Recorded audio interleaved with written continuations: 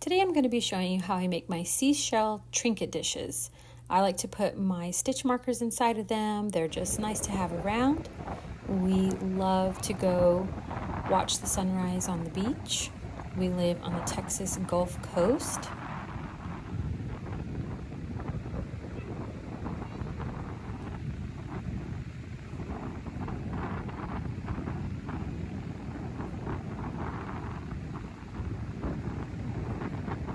It is always worth getting up early to see the sunrise on the beach.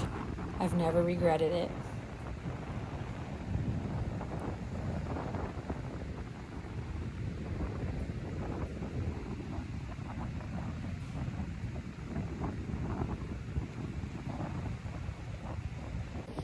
One of our favorite spots.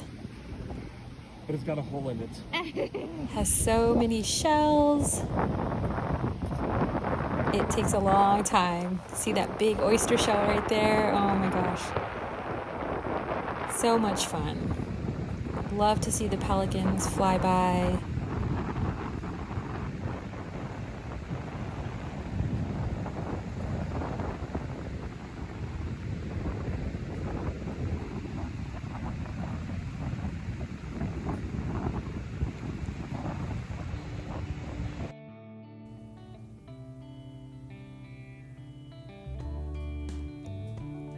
So the time of year that we usually go is during the winter. So I know many of you don't bundle up to get to the beach, but we put on our hats and gloves, and I wrap my shawls around me because we usually go when it's coldest to find the best shells. We always have a good time. It's constantly, windy, and so we're freezing, but we're having a good time. And of course there's less people, and the shells are being washed up due to current changes and things like that. So we find a lot of good treasures, big shells. That's a big one compared to a small one. We love the scallops, especially. They're so beautiful just on their own. And we fill up our buckets. And of course, this is about the oyster shells that we find and how to kind of dress them up. Usually they're, not the most appealing of shells, but once we get them rinsed and washed up and laid out, we can see what we've got. And then we grab all of our supplies that we need to make trinket dishes. Just Modpodge, gold acrylic paint, some pre-washed fabric. That's important to pre-wash your fabric, because if you don't, then the moisture from the Modpodge will pull at your fabric once it dries. And then some clear gloss spray. This is the kind I was using. Once your shell is dry and ready, you just sort of grab some fabric and try to get a general, shape out of it from your shell. It's not going to be perfect. It's not going to be exact. And then you put some Modpodge at the bottom of your shell. You can use a brush. It's a little slower to use a brush. Sometimes it's just easier to use your hands, or this brush was small. Use a bigger one. It's up to you depending on the shell size and how you want to do it, but you want to be very liberal with this bottom coat.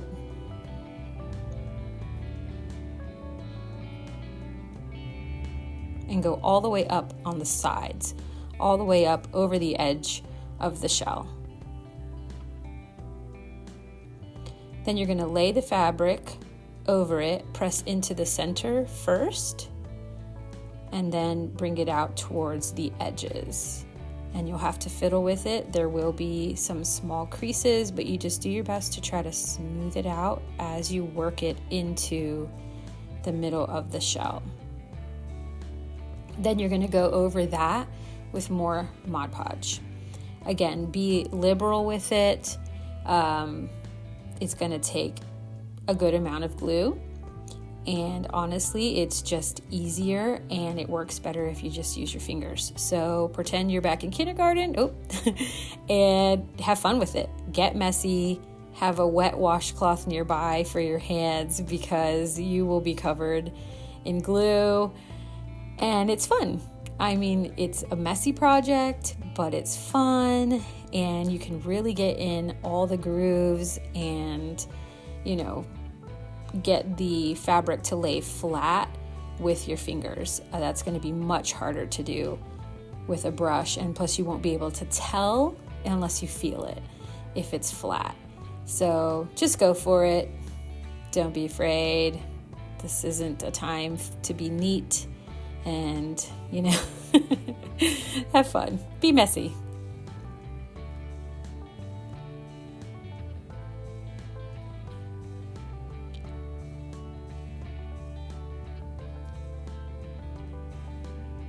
You want to go all the way, over the edges.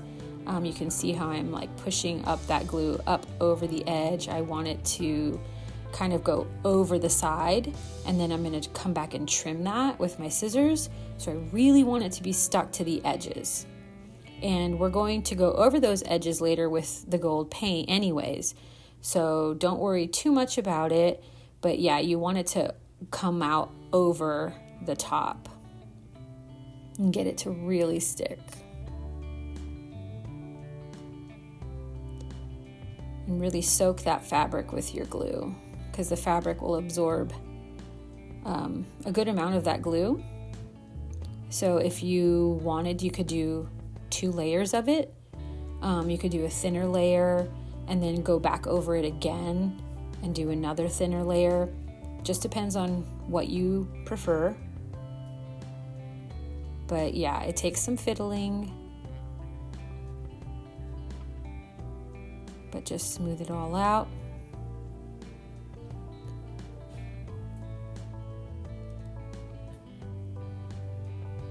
And then you're going to let that dry. The trick with these is that it takes time to dry. It takes longer than you think to dry. Even the glue takes longer to dry than you think it will. And the gloss seal is going to take longer to dry as well. So now that it is dry, I go around with tiny scissors. These are like little embroidery scissors, and I'm just trying to get as close as I can to the little curves and things, but we go back through that. So get around the edges. And the fabric should be nice and stiff when you're doing this. And you're trimming, you're cutting, you can cut out those little spaces in between.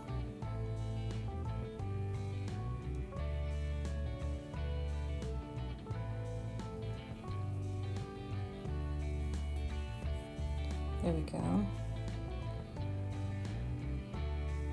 And then you can apply more glue on those edges and let that dry, so that way it'll stick to the edge of the shell.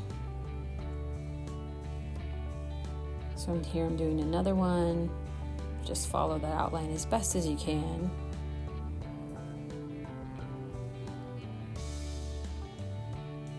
And then you can reapply a little bit of Mod Podge on the sides there to make sure it gets like over and around. I come around to the back a little bit with the Mod Podge as well, to make sure it's a nice, good sealed edge there on the sides. And that one wasn't quite dried yet, but once they are dry, they'll look like this, cut and trimmed.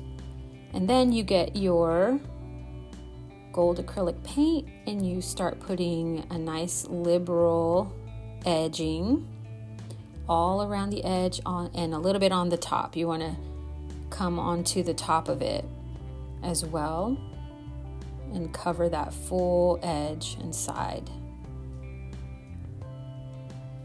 And it takes a little while. That's okay. And then we paint the full like little hinge part where the other part of the shell, would connect to it.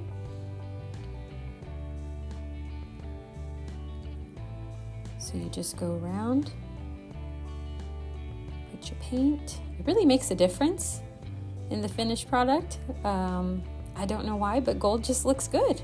You could also do silver, you know, or if you're having a theme of some kind, you could do black. Doing Christmas, you could do red. So whatever color you like, but gold is just so good with so many colors, and it just looks so nice. My mom painted a few on the back as well with gold, and then we sealed with the gloss sealer, the spray, and I sprayed it 3 times. And so I would spray them all, a nice layer, wait for 20-30 minutes, spray them again, wait 20-30 minutes. It takes a while, but it's worth it. You have these beautiful shiny shells that are now trinket dishes for your jewelry, your stitch markers, whatever you want to put in it, you know. And it's just fun to do. It's something that's a souvenir from your travels, and you will definitely find us out there searching for more seashells to create more crafts with. I hope you guys enjoy this.